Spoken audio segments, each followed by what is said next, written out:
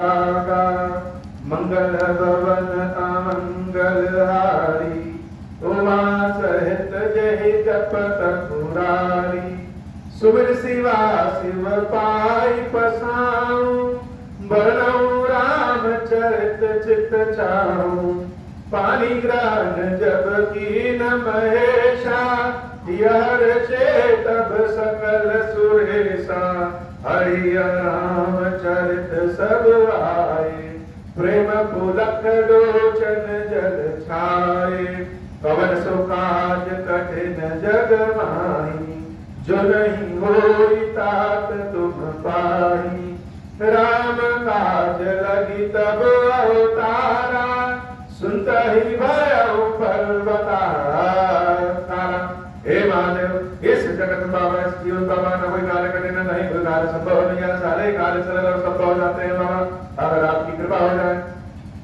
सेवक सेव्य भाव बिनु, भवन करिए उद्गारी। भजहु राम पद पंकज, अस सिद्धांत विचारी। जो चेतन कह जड़ करई, जय करई चैतन्य। अस समर्थ रघुनायक, भजई जेवते धन्य।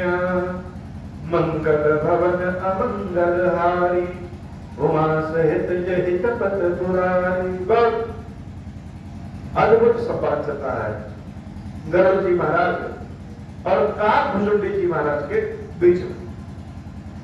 जैसे गरुड़ जी महाराज कितने वर्षों के प्यासे हैं और काकभुजुंडी जी महाराज के पास अमृत है।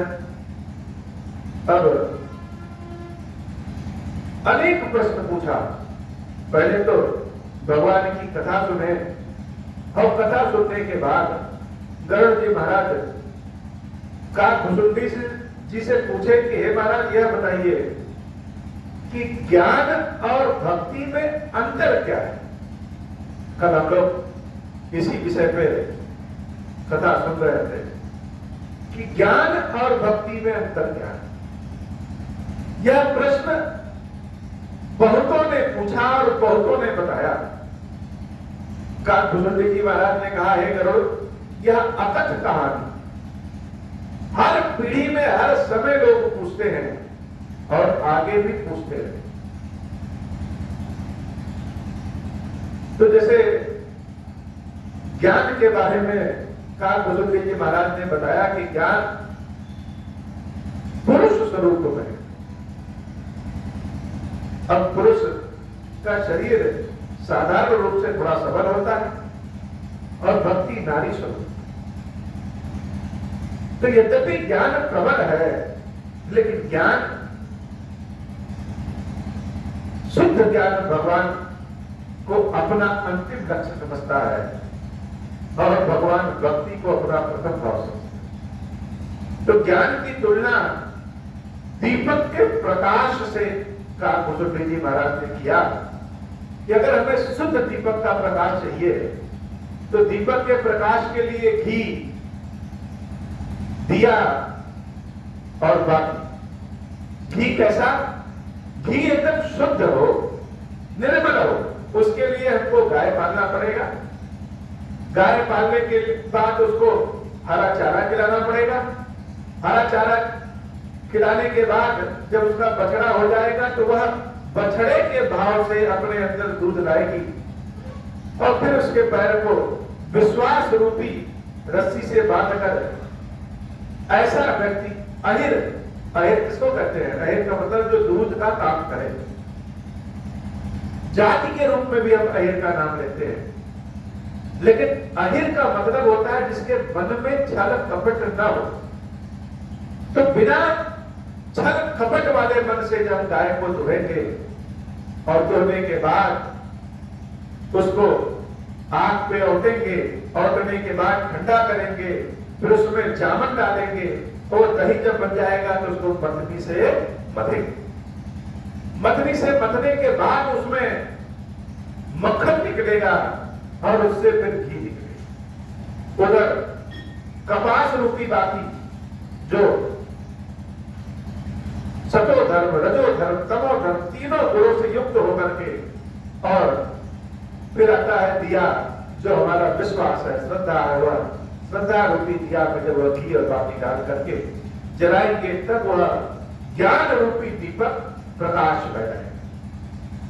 लेकिन लड़ाई इतनी ही नहीं है, दीपक जलाने के बाद भी एक बड़ी दिक्कत है कि कहीं से हवा चली तो और दीपक बुझ जाता है।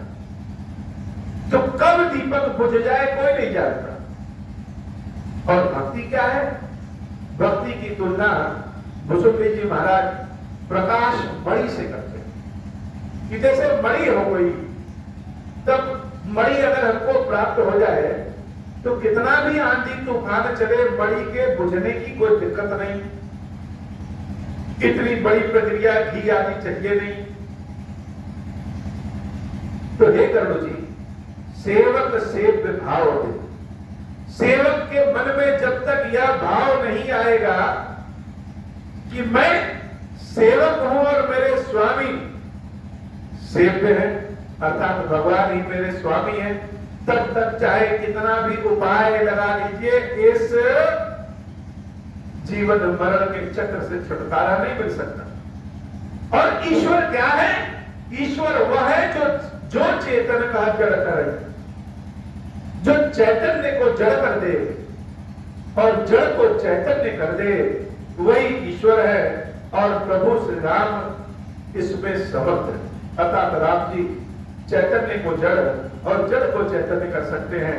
इसलिए हे जीव, बार बार यह हम बात याद दिलाना चाहते हैं कि प्रभु श्री राम का जब तक सुमिरन नहीं करोगे तब तक मुक्ति नहीं।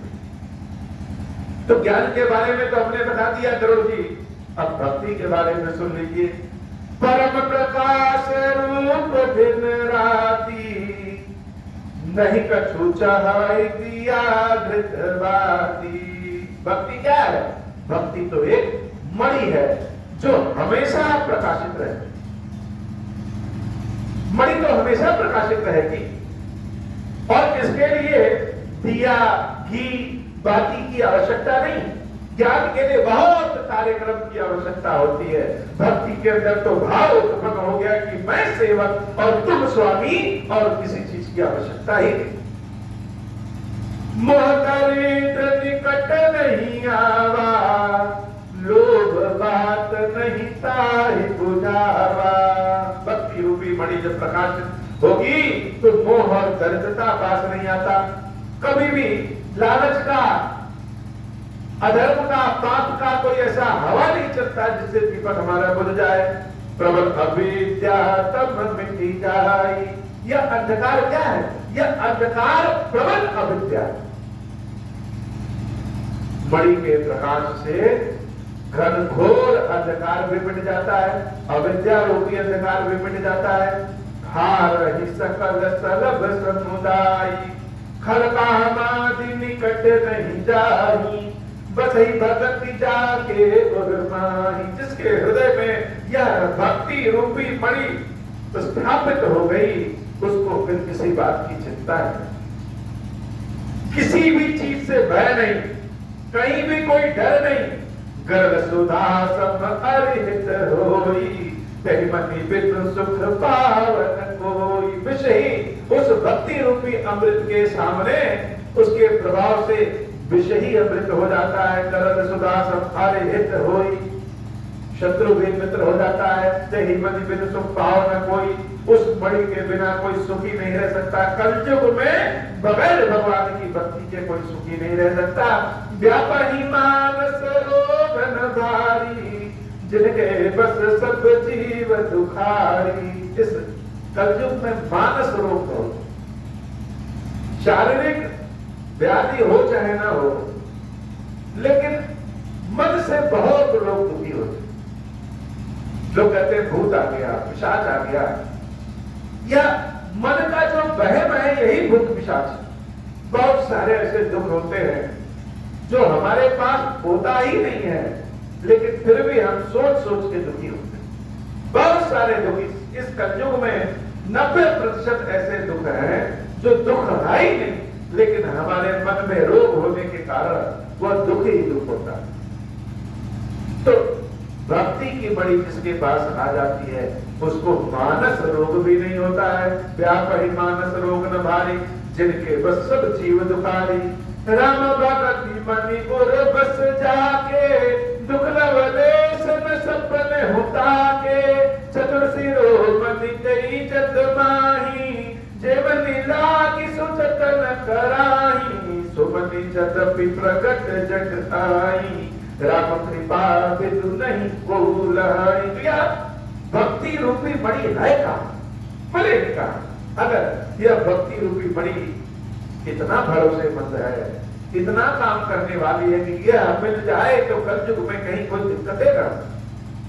हम लोग बचपन में भी बहुत सारे किस्से कहानी सुनते थे कि नाग मणि मिल गई किसी को कभी कोई मणि मिल गई। महाराज विक्रमादित्य को एक बड़ी प्राप्त, भगवान शंकर के बहुत बड़े भक्त थे। उस बड़ी से वह जो भी चीज चाहते वह मिलता। लेकिन आजकल तो ऐसी बड़ी कहीं दिखती नहीं।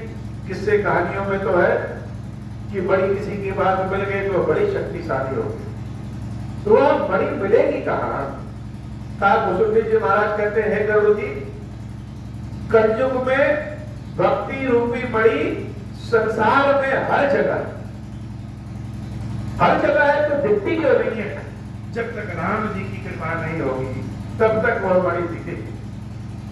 यह भक्ति की मणि ऐसी है कि न खोने का डर, न टूटने का डर। और वह मणि मिल जाए तो किसी तरह की कोई समस्या भी नहीं है। तो मिलेगा कैसा है? यह मणि तो हर जगह प्रकट है, लेकिन दिखेगा कैसे? दिखेगा जब राम नाम रूपी लेंस से देखेंगे, राम जी की कृपा प्राप्त होगी, तभी वह मणि मिलेगी। सुगम उपाय पाई बेकेरे, नरहत भाग देहि भट बेरे। पावन पर्वत वेद पुराना, राम कथा रुचिरा करना। यह मणि क्या है? यह भक्ति ही मणि है। तो मिलेगी कैसे? कैसे मिलेगी? पावन पर्वत वेद पुराना। लोग कहते हैं बड़ी पर्वतों पे मिलती है। यह पर्वत क्या है? यह रामचरितमानस ही पर्वत है। पावन वेद पुराण जहां भी भगवान की गाथा कथा लिखी है वही पर्वत है। राम कथा रुचि का करना, यह राम कथा के लिए रुचि जहां से जागृत हो जाए, राम कथा जहां से मिल जाए, वहीं से भक्ति रूपी मणि प्राप्त हो जाती है। मरमी सजन सुमति उदारी, ज्ञान विराग नयन उदारी। भाव सहित खोजई जो प्राणी, पाव भक्ति मनि सब सुख खानी। कैसे मिलेगी? भाव सहित जो प्राणी खोजेगा उसको मिलेगी। बहुत सारे लोग मानस लिखते हैं, जैसे यह मानस जहां छपती होगी वहां लोग बैठ करके लिखते और छापते होंगे, लेकिन उनको कोई जरूरत नहीं कि भक्ति की मणि मिल जाए। बहुत सारे लोग राम कथा का पाठ भी कराएंगे तो कोई जरूरी नहीं भक्ति की मणि मिल जाए। भक्ति की मणि कैसे मिलेगी? भाव सहित खोजे जो प्राणी। भाव सहित जो प्राणी इस मणि भक्ति रूपी मणि को खोजेगा उसी को प्राप्त होती है। भाव भक्ति मणि सब सुख खानी, मोरे मन प्रभु अस विश्वासा, राम ते अधिक राम कर दासा। बहुत बड़ी बात भुसुंडी जी महाराज एकदम ठेठ भाषा में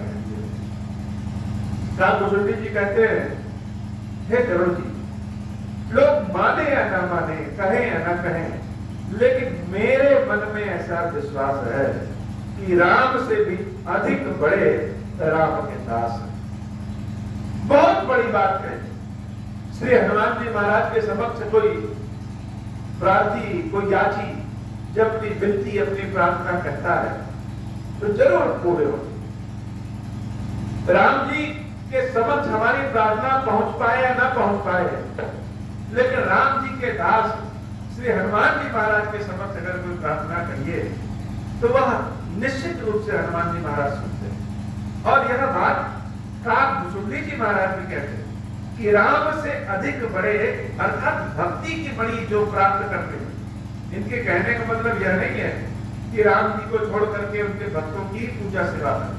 और मानस में यह बात एक बार नहीं अनेक बार कही। श्री भरत जी महाराज जब चित्रकूट में राम जी से मिलने जा रहे थे, तब भी वहां भी यही कहा गया कि जो लोग रामचंद्र जी के भक्तों की सेवा करते हैं, दासों की सेवा करते हैं, उनके ऊपर प्रभु श्री राम और ज्यादा कृपा करते। रामचंद्र जी के भक्तों की सेवा जैसे कामधेनु की सेवा होती है, कल्प वृक्ष के समान होती है कि जो चाहेंगे वह मिल जाए। बहुत सारे ऐसे ऐसे भक्त हुए हैं, महादेव जी के भक्त है, राम जी के भक्त है, बड़े सिद्ध पुरुष है कि लोग उन भक्तों के चरणों को छूना चाहते हैं, भक्तों का दर्शन करना चाहते हैं। भगवान के दर्शन बाद में करें ठीक, लेकिन बहुत से ऐसे संत हैं कि संतों के दर्शन लोग पहले चाहते हैं। क्यों? क्योंकि काकुसुंड जी महाराज भी कहते हैं कि मेरा ऐसा विश्वास है कि राम से अधिक बड़ा राम का दास है। तो यह भक्ति की मणि अगर हमें चाहिए तो भगवान का कोई भक्त अगर मिल जाए उससे भी भक्ति की मणि मिल जाती है। राम सिंधु घन साचन धीरा, चंदन तरु हरि संत समीरा, सब कर फल हरि भगति सुहाई, सुबिनु संत न काहू पाई, अस विचारी जोई कर सतसंगा, राम भगति तेहि सुलभ विहंगा, मंगल भवन अमंगल हारी, उमा सहित जहि जपत मुरारी। यही बात रामचंद्र जी ने भी अपने मुंह से बताई। काकुसुंड जी महाराज कहते हैं कि भक्ति की बड़ी हर जगह व्याप्त है, लेकिन जिसके ऊपर प्रभु की कृपा होगी वही देख सकता है। भगवान राम जी की कथा जब सुनते हैं, वेद पुराण निर्मल गाथा जब पढ़ते हैं, तो वहां से भक्ति की बड़ी प्राप्त हो सकती है। वहां भी न मिले तो राम जी के जो भक्त हैं, भगवान के भक्त हैं, उनसे भक्ति की मणि मिल जाए। और यही बात रामचंद्र जी भी कहते हैं कि भक्ति मिले कहां से? संतों की सेवा से भक्ति मिलती है। और नाना प्रकार के उपाय कर ले और अगर भक्ति न मिले तो कहां से मिलेगा? एक गुप्त मत है कि भगवान शंकर की सेवा से भक्ति का फल मिल जाता है। बगैर भगवान शंकर की सेवा के बिना मेरी भक्ति का फल किसी को प्राप्त नहीं हो सकता। तो शंकर जी तो स्वयं ईश्वर है, ब्रह्म है, लेकिन यहां शंकर जी के भगवान राम के भक्त वाले रूप की व्याख्या की गई कि अगर हम शंकर जी की सेवा करेंगे, भगवान शंकर की सेवा में मन लगाएंगे, तो निष्काम भक्ति जिस दिन शिव जी की मिलेगी, उसी दिन भगवान शंकर की कृपा से राम भक्ति प्राप्त हो जाए। और यही बात काकुसुंड जी भी कहते हैं कि भगवान के भक्त यह मणि देवे में भगवान से भी आगे है। अस विचार जो कर सत्संगा, जो लोग सत्संग करेंगे, भजन कीर्तन करेंगे, भगवान में अपना मन लगाएंगे, उनको बड़ी मिल जाएगी। राम भगते सुलभ विहंगा, ब्रह्म पयो निधि मंदिर, ज्ञान संत सुख आही, कथा सुधा मति कारही, भगति मधुरता जाही। यह ब्रह्मा जी जो है, यह वेद क्या है? यह ब्रह्मा समुद्र, वेद ब्रह्म रूपी समुद्र।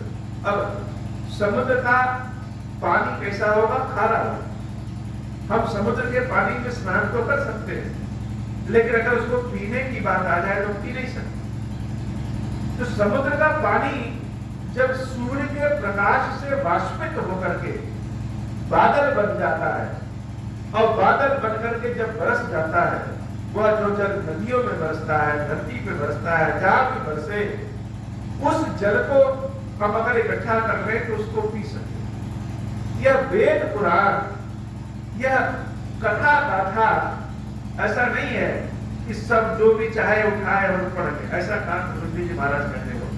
यह वेद पुराण भगवान की कथा गाथा, यह समुद्र है, अर्थात खारा है। इसको अगर आप सीधे पीने जाएंगे तो नहीं पी पाएंगे।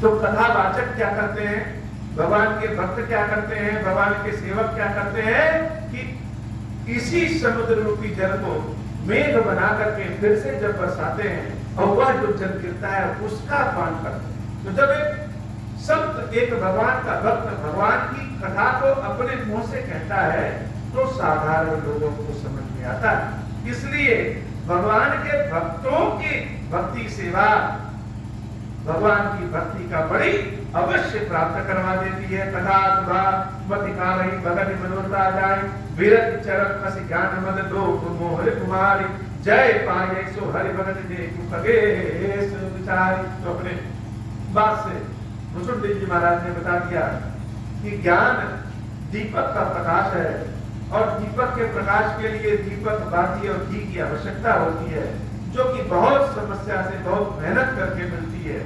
और एक बार दीपक का प्रकाश जल जाए फिर भी चौकन्ना रहता की है कि कहीं कोई मोह रूपी लालच रूपी हवा ना आ जाए जिससे वह दीपक बुझ जाए। और भक्ति भगवान की मणि है जो हमेशा प्रकाशित होती, परम प्रकाश हमेशा प्रकाश देती रहेगी। हवा के प्रभाव से भी उसके बुझने का डर नहीं है, गायब होने का डर नहीं है, टूटने का डर नहीं है। यह भक्ति और ज्ञान दोनों एक दूसरे के पूरक हैं। मंगल भवन मंगलहारी कुमार सहित जय जपत पुरारी, पुनि सब प्रेम बोले मुख कराऊ, जो कृपाल मोहि ऊपर भाऊ। अब मुसुंडी जी महाराज कथा सुनाते जा रहे हैं और गरुड़ जी महाराज हैं कि वह पीते जा रहे हैं लेकिन उनका पेटे नहीं भर रहा। एक बात समाप्त होती ही अब क्या करें, अब दूसरा प्रश्न पूछ देते।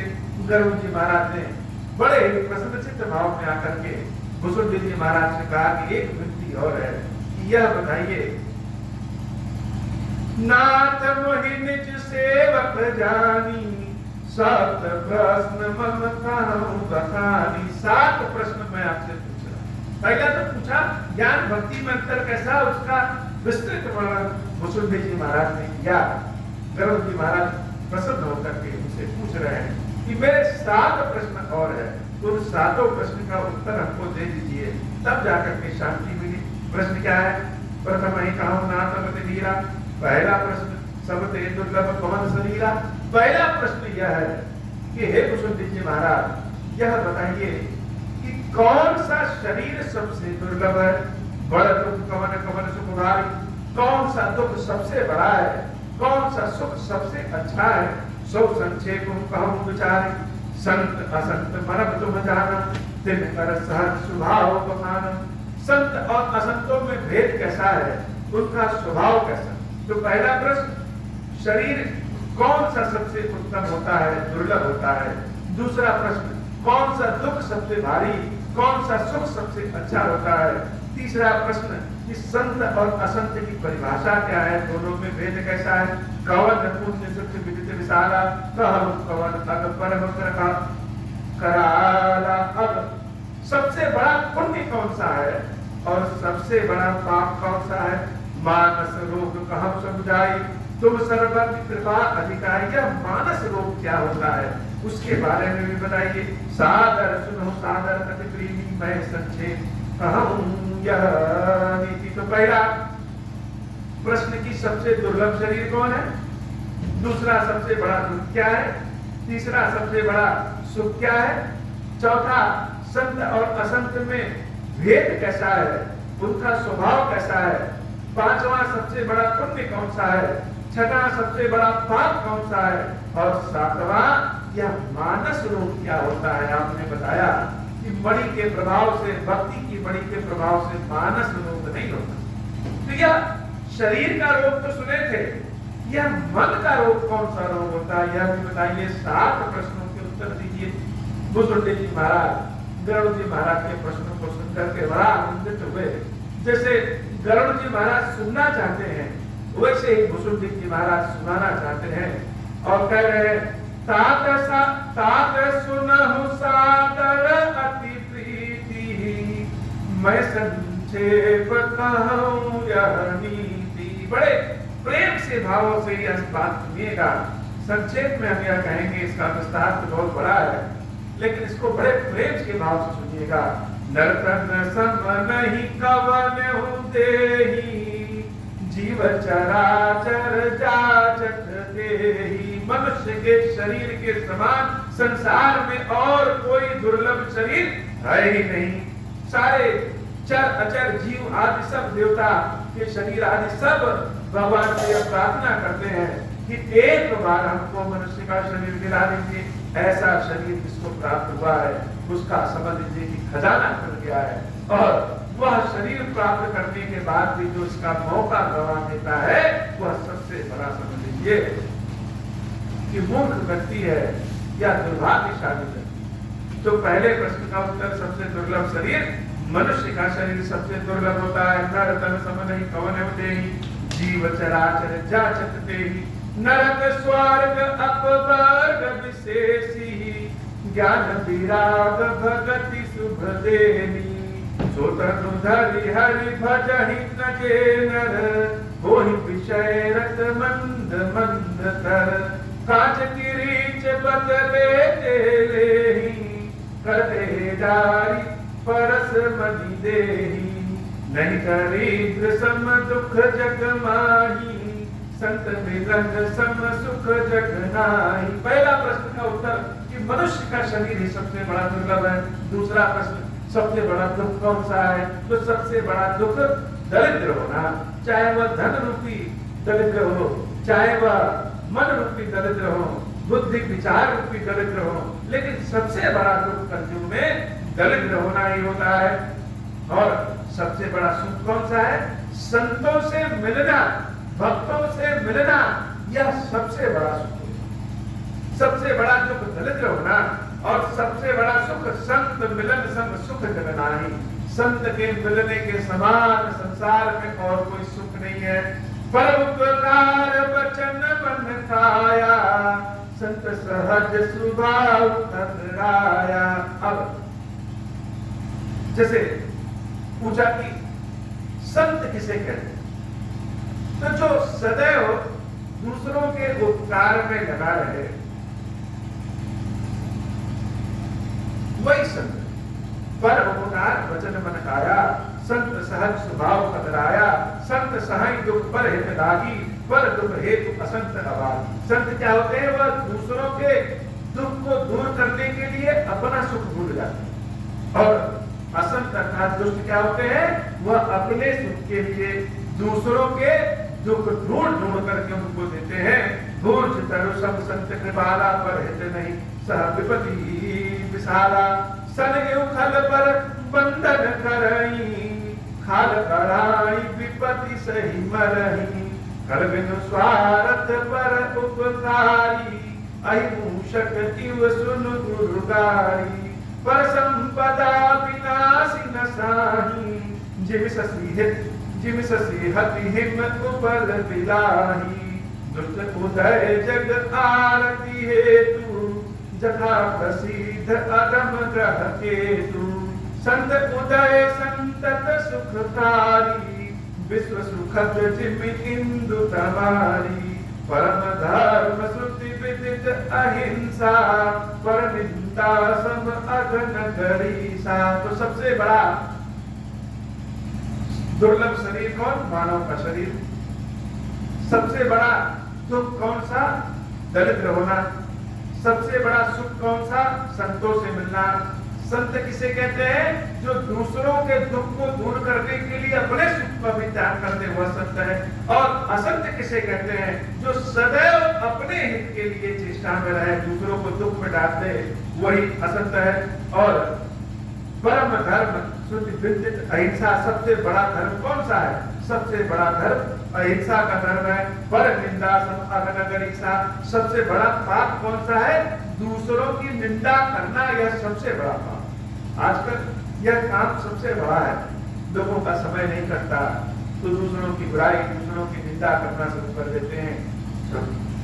भुसुंडी जी महाराज ने कलयुग में सबसे बड़ा पाप बताया है जब हम दूसरों की बुराई करें, दूसरों की निंदा करें। और सबसे बड़ा पुण्य बताया है कि हम अहिंसा में रहें, यह सबसे बड़ा पुण्य है। हर गुर निंदक दादुर होई, जत सहस्त्र पावतन सोई, दुज निंदक बहु नरक भोग करी, जग जनमयी बायस शरीर धरि सुरश्रुति निंदक जे अभिमानी रौ नरक परहिते प्राणी हो उलूक संत निंदारत मोह निशा प्रिय ज्ञान भानुरत। अब हम निंदा किसे किसी मनुष्य की कर रहे हैं वह भी पाप है, लेकिन बहुत लोग उसमें आगे बढ़कर के विष्णु भगवान की निंदा शुरू कर देते हैं, शंकर जी की निंदा शुरू कर देते हैं, गुरु की निंदा शुरू कर देते हैं और तो और भगवान के भक्तों की निंदा शुरू कर देते हैं। तो जो भगवान शंकर भगवान विष्णु गुरु की निंदा करे वह समझ लीजिए कि उल्लू के समान है, उल्लू बन जाता है या बेडक बन जाता है। और तो और भगवान के भक्तों की जो निंदा करता है वह घोर नरक में पड़ता है। श्रुति निंदक जे अभिमानी रौ लहु नरक परहिते प्राणी हो उलूक संत निंदारत मोह निशाप्य ध्यान भानुगत सब कहे निंदा जे चढ़ करही ते चमदा दुर होई अवतरही। कुछ लोगों की आदत होती है कि जो मिले उसी की बुराई से। जो व्यक्ति सबकी निंदा करता है वह चमदार बन जाता है अगले जन्म में। सुनहु तात अब मानस रोगा जिनते दुख पावहि सब लोगा मोह सकल व्याधिन कर मूला तिनते पुनि उपजहि बहुसूला काम बात कफ लोभ अपारा क्रोध पीत नित छाती जारा प्रीति करहि ज्योति नेहु बाई उपजहि सन्य पात दुखदाई विषय मनोरथ दुर्गम नाना जे सब सूल नाम को जाना ममता दादु कंडु फिरशाई हर्ष विषाद करह बहुताई पर सुख देगी जर विसुई छाई कुछ दुष्टता मन कुटिलाई अहंकार अति दुखद डमरुआ दंभ कपट मदमान में हरुआ तृष्णा उदर वृद्धि अति भारी त्रिविधीशना तरुण तिचारी जुग विधि ज्वर मत सर अभिषेका कहलकी कहम पुरोग अनेका मंगल भवन अमंगल हारी उमा सहित जहि जपत पुरारी मंगल भवन अमंगल हारी उमा सहित जहि जपत पुरारी। एक व्याधि बस नर मरहि एक असाधि बहु व्याधि पीड़हि संतत जीव कहूँ सो कि मिलहि समाधि। नय नेम धर्म आचार तप ज्ञान जग जप दान भेषज पुनि कोटिन नहीं रोग जगहि हरि जान मंगल भवन अमंगल हारी उमा सहित जहि जपत पुरारी। हे बाबा आज की कथा इतनी ही। श्री खीरेश्वर महादेव जी खीरेश्वरी मैया जी हम सब के ऊपर बाबा कृपा करिए। महादेव अब हो प्रसन्न प्रभु मोह पर नाथ दीन पर नेहु निज पद भगति देहु प्रभु पुनि दूसर वर देहु तब माया बस जीव जड़ संतत बिरहि भुलाना हम पर क्रोध न करिय प्रभु कृपा सिंधु भगवान शंकर दीन दयाल अब हम पर हो कृपाल साप अनुग्रह होई जहि विधि नाथ तोरहि काल दीन दयाल विरुद्ध संभारी हरहु नाथ मम संकट भारी जय विधि होई नाथ हित मोरा करहु सुबे की जानि दास मैं तोरा राम राज बैठे त्रैलोका हर्षित भय गए सब शोका जैसा काम नर सुनहि जगावै सुख संपत्ति नाना विधि पावै जो इच्छा करि हऊँ मन माही हरि प्रसाद कछु दुर्लभ नाही मंगल भवन अमंगल हारी उमा सहित जय जपत पुरारी। बोले श्री खीरेश्वर महादेव जी खीरेश्वरी मैया जी की साई जय हो। खीरेश्वरम हे भगवान शंकर, आप ऋण, पातक, दुर्भाग्य और दरिद्रता की निवृत्ति के लिए तथा संपूर्ण पापों का नाश करने के लिए मुझ पर प्रसन्न होइए। मैं दुख और शोक की आग में जल रहा हूँ, संसार भय से पीड़ित हूँ, अनेक प्रकार के रोगों से व्याकुल और दीन हूँ। गिरेश्वर, मेरी रक्षा कीजिए। देव देवेश्वर, सबको निर्भय कर देने वाले महादेव जी, आप यहाँ पधारिए और मेरी की हुई इस पूजा को पार्वती जी के साथ ग्रहण कीजिए। मेरा मंगल करिए। महादेव शुभ। ओम श्री राम।